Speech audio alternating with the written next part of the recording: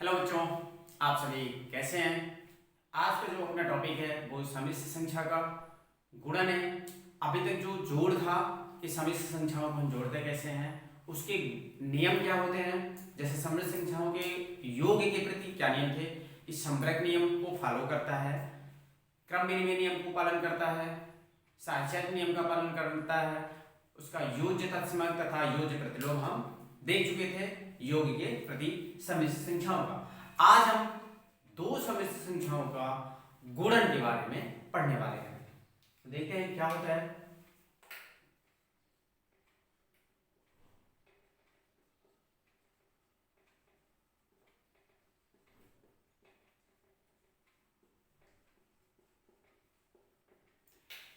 आज की जो टॉपिक है हमारे समिश्र संख्याओं का गुणन है। समिश्र संख्याओं के गुणन के नियम है, ठीक है। फिर हमारा जो समिश्र संख्याओं का मापांक है, समिश्र संख्याओं का जो संयुग्मी होगा वो ज्ञात करेंगे, और लास्ट में समिश्र संख्याओं का जो गुणन प्रतिलोम होगा वो ज्ञात करना हम इस क्लास में सीखेंगे। तो आइए देखते हैं कि दो समिश्र संख्याओं का गुणनफल कैसा होता है।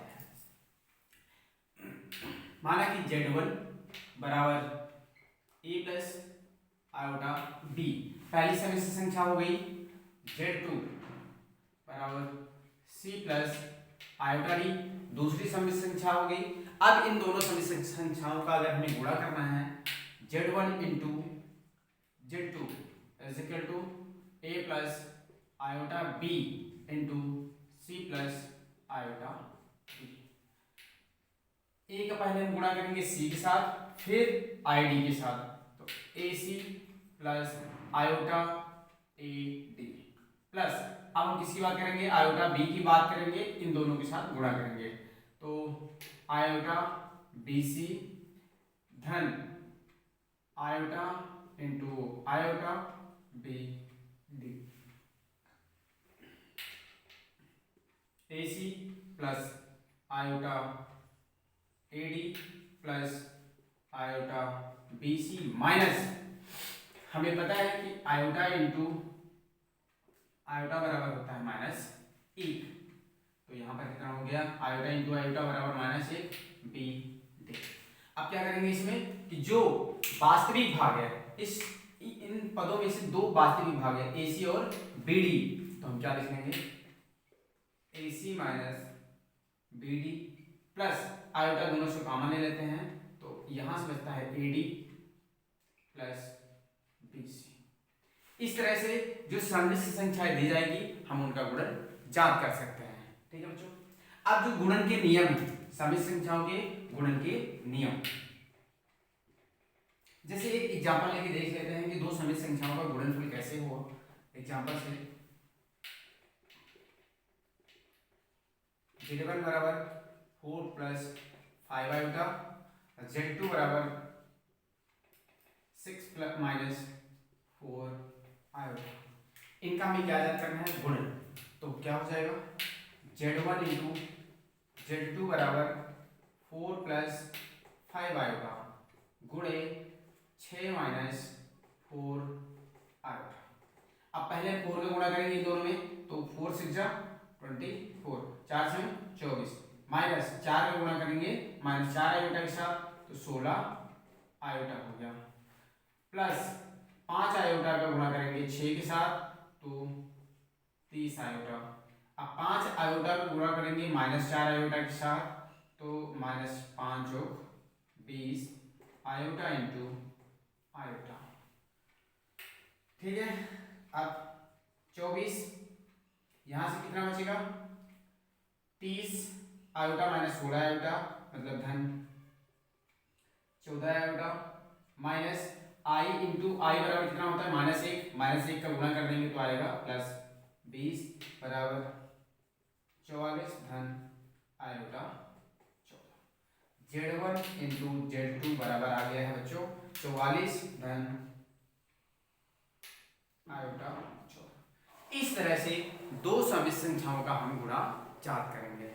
अब अगला टॉपिक है हमारा कि दो समिश्र संख्याओं का गुणन करते हैं तो गुणन के जो नियम होते हैं वो कौन कौन से होते हैं, क्या गुणन के प्रति सभी नियम फॉलो होता है या नहीं, वो चेक करेंगे हम।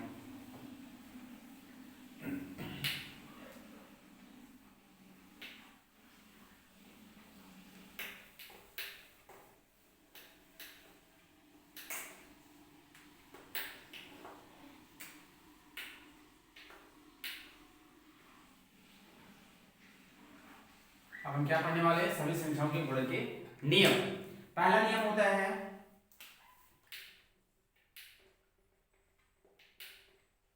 संवृत नियम।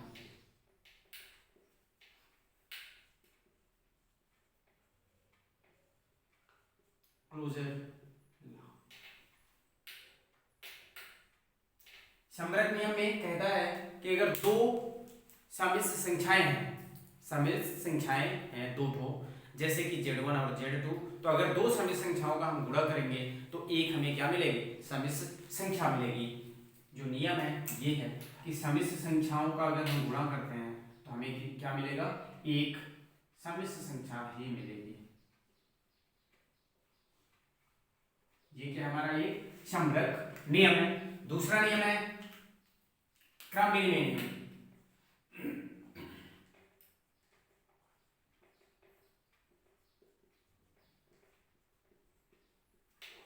Commutative law.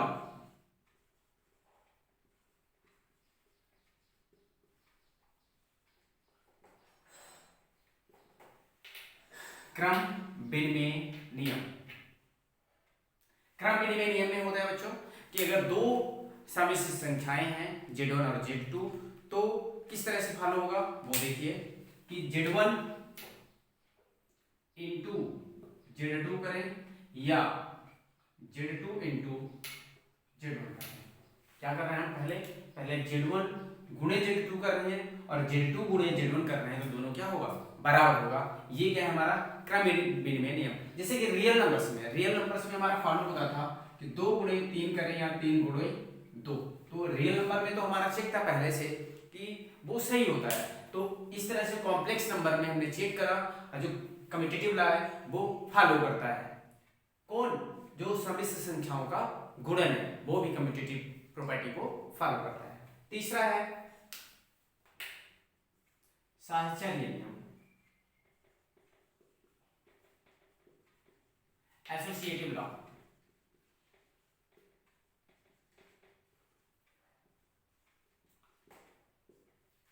जो सम्मिश्र संख्याओं का गुणा है वो साहचर्य नियम का भी पालन करता है। कैसे, पहले हम Z1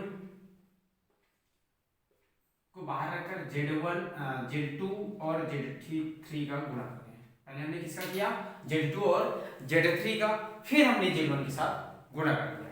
अब ये बराबर होगा कि पहले हम Z1 और Z2 का गुणा कर लें फिर Z3 का करें, ठीक है। तो इस तरह से इसका जो नियम है ये फॉलो करता है। पहले हमने क्या किया, Z2 और Z3 का गुणा कर लिया, फिर Z1 के साथ गुणा किया। और इधर क्या है कि पहले हमने Z1 और Z2 का गुणा किया, फिर Z3 के साथ किया, तो दोनों पक्ष क्या होंगे, बराबर होंगे।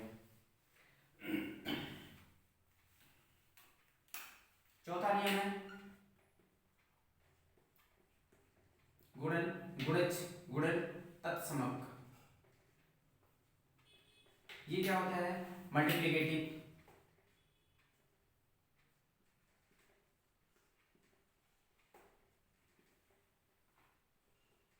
आइडेंटिटी। कि अगर हमारे पास एक सम्मिश्र संख्या है, क्या है, सम्मिश्र संख्या है, हमने मान लिया कि सम्मिश्र संख्या क्या है, Z है। अब कहता है कि इस सम्मिश्र संख्या में हम ऐसी सम्मिश्र संख्या जोड़ दें कि जब जोड़ने के बाद जो रिजल्ट आए वो कितना बचे, हमारा सेम सम्मिश्र संख्या बच जाए।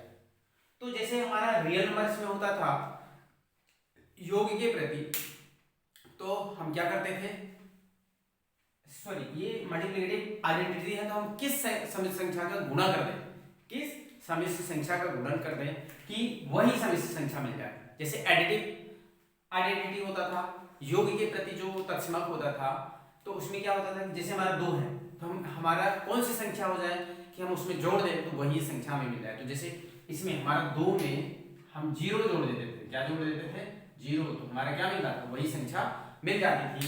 सेम इसी तरह इसमें हम किस संख्या का गुणा कर दें कि हमारा सेम मिल जाए। तो हम अगर जेड है हमारा, जेड सभी संख्या है और इसका वैल्यू है a प्लस आयोटा बी, तो हम इसका क्या कर दें, हम मान लेते हैं कि एक z2 संख्या है, z1 हमने a प्लस आयोटा ले लिया, z2 हो गया 0 प्लस 1 प्लस 0 आयोटा। तो अगर हम z1 इंटू z2 निकालें, z1 इंटू z2, तो हमारा z1 मिल जाएगा। ये हमारी क्या है, गुणन तत्समक है। z1 का गुणन तत्समक क्या होगा, z2 होगा। z2 क्या है, मतलब 1 प्लस 0 आयोटा। इसका जो ऑर्डर्ड पेयर है, क्या है, ऑर्डर्ड पेयर है, वो क्या होता है 1 0, और इसका ऑर्डर्ड पेयर क्या होगा a b। ठीक है बच्चों, तो z1 का गुणन तत्समक कितना होता है 1 प्लस 0 आयोटा। कुल मिलाकर इसमें बात करते हैं तो कौन सी सम्मिश्र संख्या का हम गुणा कर दें कि हमारी वही सम्मिश्र संख्या आ जाए, तो हमारा क्या मिल जाता है 1 प्लस 0 आयोटा। अगला है गुणन प्रतिलोम।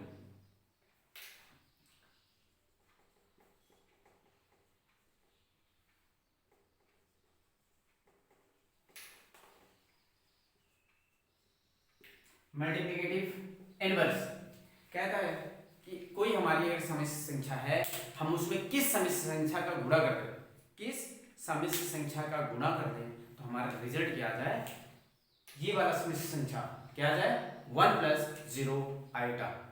तो देखते हैं कि हमारी सम्मिश्र संख्या क्या है, मान लेते हैं कि z1 है, सम्मिश्र संख्या z1 है, तो हम इसमें z2 का इंटू कर देते हैं, z2 का इंटू कर देते हैं, तो हमारा रिजल्ट क्या मिल जाता है 1 प्लस 0 आयोटा। ये ठीक है बच्चों, तो यहाँ से हमारा अगर हम इसका इनवर्स निकालें, गुणात्मक प्रतिलोम निकालें, हमारा गुणात्मक प्रतिलोम क्या है, यहाँ पर गुणन प्रतिलोम क्या है z2, तो z2 बराबर क्या हो जाएगा 1 प्लस 0 आयोटा अपन z1। ठीक है बच्चों, इस तरह से इसकी 5 प्रॉपर्टी हो गई। लास्ट प्रॉपर्टी इसकी वितरण नियम।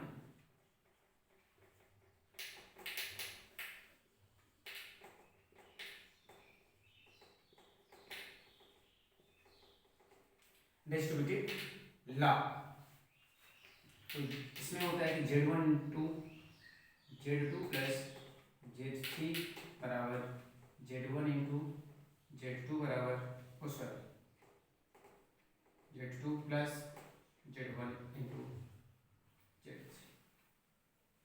तो ये जो गुणा सम्मिश्र संख्याओं का गुणन के नियम है वो 5 हैं। पहला हो गया समग्र कि दो सम्मिश्र संख्याओं को हम गुणा करेंगे तो हमें क्या मिलेगा, सम्मिश्र संख्या मिलेगी। क्रम विनिमय नियम का पालन करता है सम्मिश्र संख्याओं का गुणन, मतलब पहले हम z1 इंटू z2 कर दें, अब बराबर क्या कर दें z2 इंटू z1 कर दें, तो दोनों क्या होगा बराबर होगा। सहचर नियम भी सम्मिश्र संख्याओं का गुणन जो होता है वो सहचर नियम का पालन करता है। गुणन तत्समक कि हम एक सम्मिश्र संख्या ले लें, उसमें किसका गुणा कर दें, किसका गुणा कर दें कि हमें वही वाली सम्मिश्र संख्या मिल जाए। तो यहाँ पर हमारी जो सम्मिश्र संख्या थी कि 1 प्लस 0 आएगा, 0 आएगा।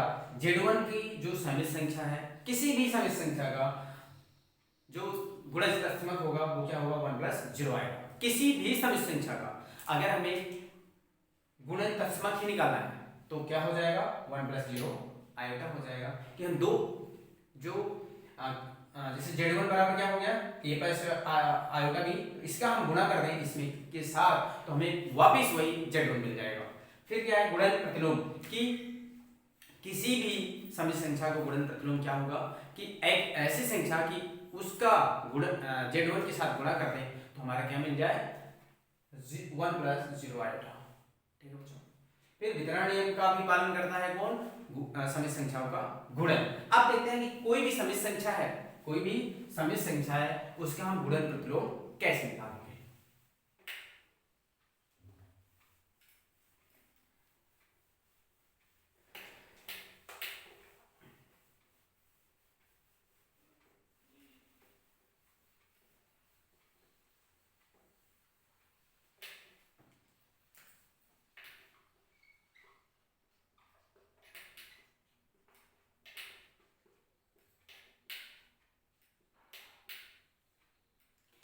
गुणन प्रतिलोम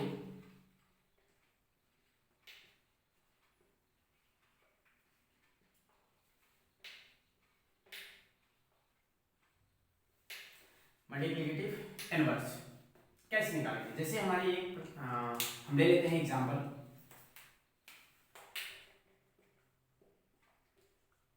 z बराबर 2 प्लस 3 आयोटा, या आयोटा 3 लिखते हैं इसको। क्या लिखा जाता है? आयोटा 3। अब ये जो हमारी समित संख्या दी गई है, इसका हमें क्या ज्ञात करना है? गुणन प्रतिलोम क्या होगा। हम मानते हैं कि z का गुणन प्रतिलोम, z का गुणन प्रतिलोम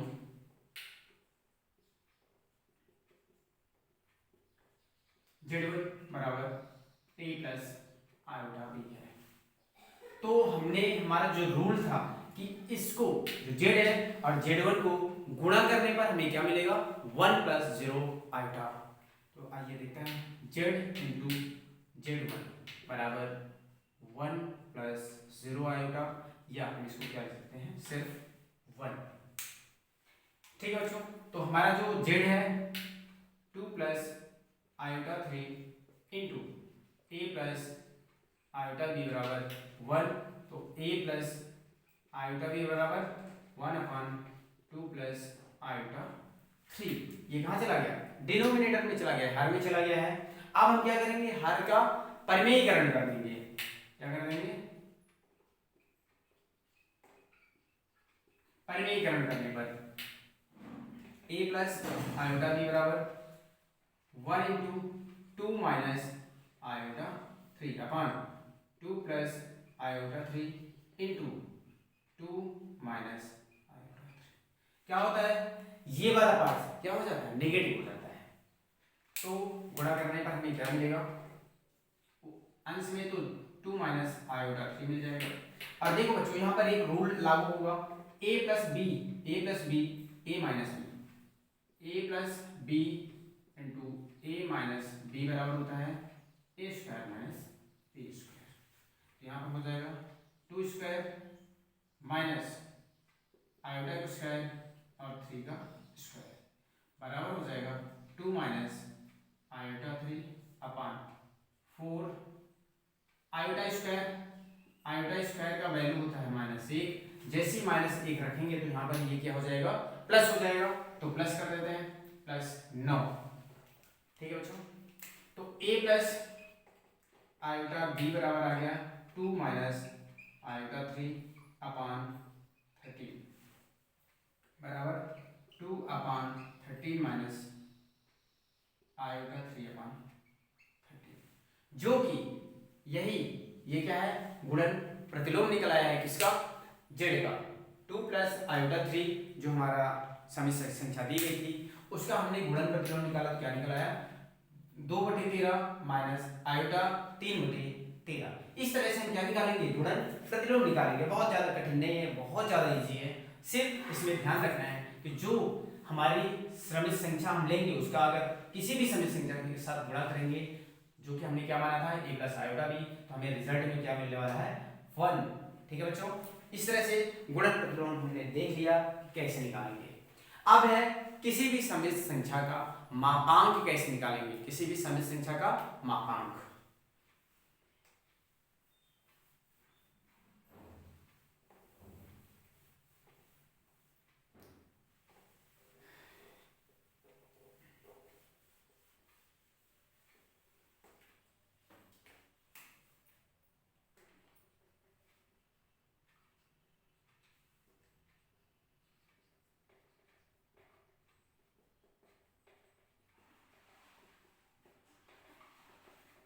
मापांक जैसे कि हमने माना कि z बराबर क्या है? a plus iota b। तो जब हम z का मापांक निकालेंगे, समित संख्या का मापांक निकालेंगे, क्या हो जाएगा? मॉड ऑफ z बराबर क्या हो जाएगा? Under root a plus a square under root a square plus b square, जो समित संख्या के क्या है? वास्तविक पार्ट का वर्ग तथा अधिकल्पित भाग का वर्ग का अंडर रूट है। एग्जाम्पल देख लेते हैं। ये निकलता कैसे बच्चों, वो भी देख लो आप।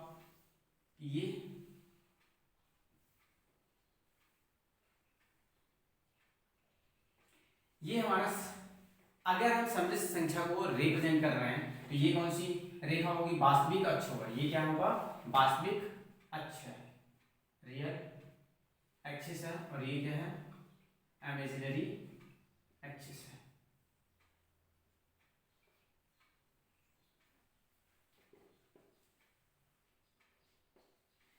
ठीक है, जो और ये जो समतल कहलाएगा, जो प्लेन है वो या तो समिश्र प्लेन कहलाएगा या आर्गेंट प्लेन कहलाएगा। क्या होता है इस प्लेन का नाम, आर्गेंट प्लेन कह सकते हैं, प्लेन कह सकते हैं, या तो समिश्र कॉम्प्लेक्स प्लेन कह सकते हैं। ठीक है, और जो यह अक्ष होती है वो वास्तविक अक्ष है, जो बाई अक्ष है वो अधिकल्पित मतलब इमेजिनरी पार्ट एक्सिस है। अब कोई भी संख्या हमने मान लिया कि a प्लस आयोटा भी है, z बराबर a प्लस आयोटा भी है, ये हमारा क्या होता है, मूल बिंदु होता है जो कि शून्य होता है।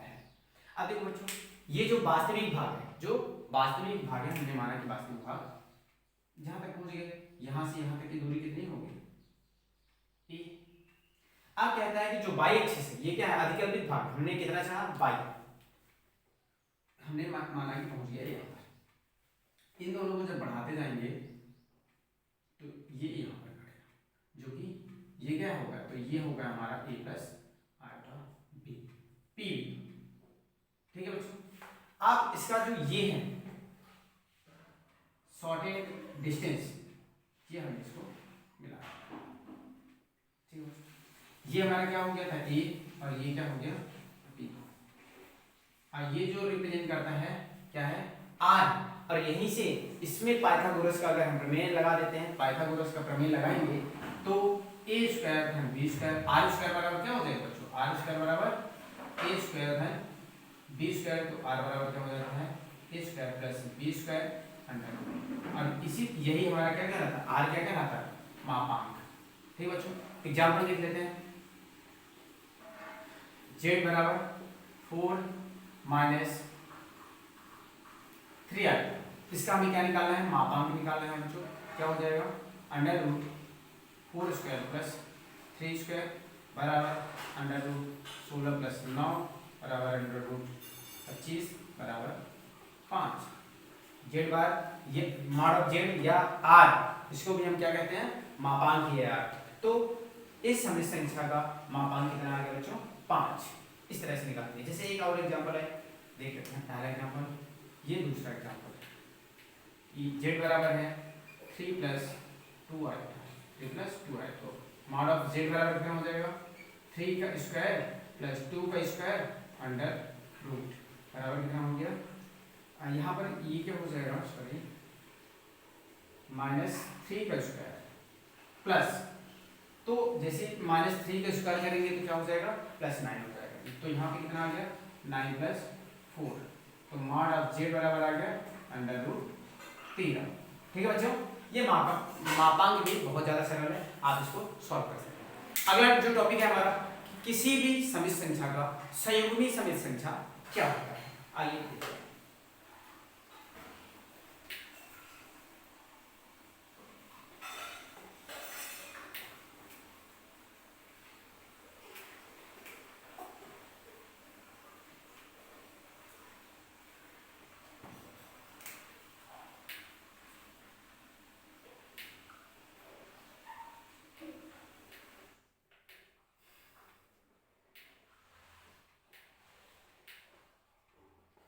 संयुग्मी समिश्र संख्या, जैसे कि हम मान लेते हैं कि जेड क्या है, हमारा एक समिश्र संख्या है, जेड बराबर हमने क्या मान लिया, a प्लस आयोटा b।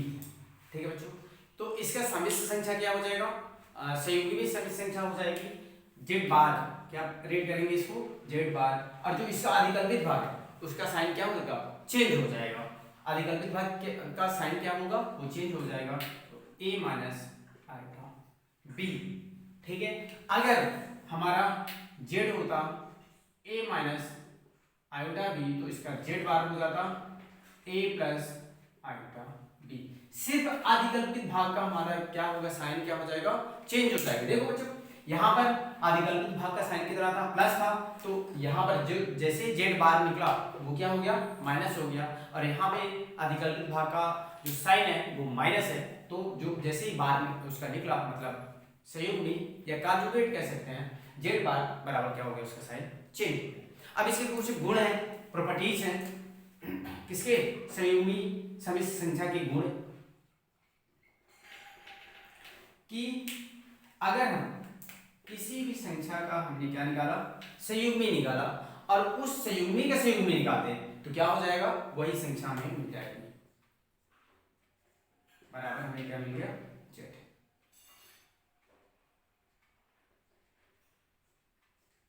कि पहले जैसे देखते हैं यहां पर कि अगर हमने जेड बार निकाल लिया, अब इसका हम फिर से क्या निकाल दे, संयुग्मी निकाल दे, तो क्या हो जाएगा बच्चों, प्लस है तो क्या हो जाएगा, ए माइनस अल्टा बी हो जाएगा, ठीक है बच्चों। दूसरा इसका नियम कि पहला क्या था कि किसी भी समिश्र संख्या के संयुग्मी का संयुग्मी निकाल दें तो वही संख्या हमें वापस मिल जाती है। दूसरा है कि समिश्र संख्याओं का योग, क्या कि एक समिश्र संख्या है दूसरी समिश्र संख्या है, इनके संयुग्मी का योग क्या है, हमने Z1 का भी संयुग्मी निकाला, Z2 का भी संयुग्मी निकाला, तो अब अगर इनको हम जोड़ दें, क्या कर दें, इनका जोड़ दें तो हमें क्या मिल जाएगा, वास्तविक भाग मिल जाएगा। नहीं बच्चों, इसका कोई भी समिश्र संख्या है और उसका संयुग्मी है, अगर हम इन दोनों को जोड़ देंगे तो ये किसके मिलेंगे, वास्तविक रियल नंबर मिल जाएगा जो वास्तविक भाग होगा, ठीक है, वास्तविक भाग, ठीक है। समिश्र संख्या और संयुग्मी समिश्र संख्या को जोड़ दें तो हमें क्या मिलता है, सिर्फ वास्तविक भाग, क्योंकि अगर जैसे यहीं पे हम इन दोनों को जोड़ते हैं तो ये वाला पार्ट क्या हो जाएगा, कट जाएगा, तो बचेगा क्या, रियल पार्ट बचेगा। इसमें देख लेते हैं, ये वाला कैंसिल हो गया तो बचेगा क्या, रियल पार्ट। थर्ड है Z1 इंटू Z2 बार, ये भी इसमें भी क्या बचेगा, सिर्फ वास्तविक भाग बचेगा, ठीक है बच्चों।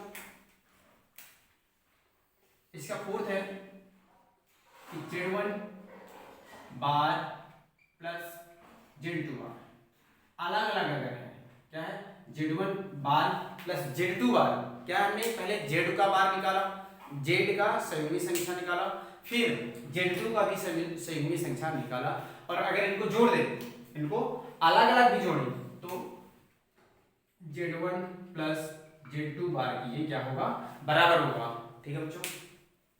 इसका अगला है कि Z1 माइनस Z2 इनकी समिश्र संख्याओं का संयुग्मी कांजुगेट कॉम्प्लेक्स नंबर निकाले और फिर घटाए तो उतना ही निकलेगा, उतना ही माना जाएगा जितना कि पहले समिश्र संख्याओं को घटा लें, फिर उनका क्या निकाल लें, समिश्र संख्या का संयुग्मी निकाल लें, Z1 माइनस Z2। इसका क्या मतलब है बच्चों, देखो हमने पहले Z1 का संयुग्मी निकाला, फिर Z2 का संयुग्मी निकाला, फिर हमने जोड़ दिया। कहता है कि पहले हम समिश्र संख्याओं को ही जोड़ दें, Z1 प्लस Z2 को जोड़ दें, फिर हम क्या निकाल लें, उनका संयुग्मी निकाल लें, तो ये दोनों क्या होंगे, बराबर होंगे। ठीक उसी प्रकार अगर हम समिश्र संख्याओं का संयुग्मी निकालें पहले, फिर दूसरे का निकालें, फिर एक दूसरे में दूसरे को घटा दें, तो वो किसके बराबर होगा, कि पहले हम घटा दें फिर संयुग्मी निकालें, दोनों क्या होगा, बराबर होगा। इसमें अलग अलग पहले संयुग्मी समिश्र संख्याओं का संयुग्मी निकालता है, फिर घटाता है, लेकिन वही चीज इसके बराबर हो जाएगी, पहले हम संयुग्मी समिश्र संख्याओं को घटा दें फिर संयुग्मी निकालें। Z1 इंटू Z2 बराबर हो जाएगा Z1 इंटू Z2, कि पहले हम समिश्र संख्याओं का गुणन निकालें, फिर उसका कांजुगेट निकालें, समिश्र संख्याओं का संयुग्मी, फिर गुणा करें, या पहले दोनों समिश्र संख्याओं को गुणा कर दें, फिर हम समिश्र संख्याओं का संयुग्मी निकालें तो बराबर होगा। फोर्थ है कि Z1 बटे Z2 का पहले हमने क्या निकाल लिया, अलग अलग निकाल लिया संयुग्मी, फिर भाग दिया, और उसके बराबर हो जाएगा कि पहले हम भाग दे दें फिर हम संयुग्मी निकालें, ठीक है बच्चों। इस तरह से ये जो सारे के सारे संयुग्मी है वो निकाल सकते हैं। एग्जाम्पल जैसे देख लेते हैं कि समी संख्या है पूरी तो उसका संयुग्मी क्या हो जाएगा, जैसे 4 + 3 आयोटा है, इसका क्या हो जाएगा बराबर z है तो z बार बराबर हो जाएगा 4 - 3 आयोटा। इसमें सिर्फ जो अधिकल्पित भाग है उसका साइन क्या हो जाएगा, चेंज हो जाएगा बच्चों।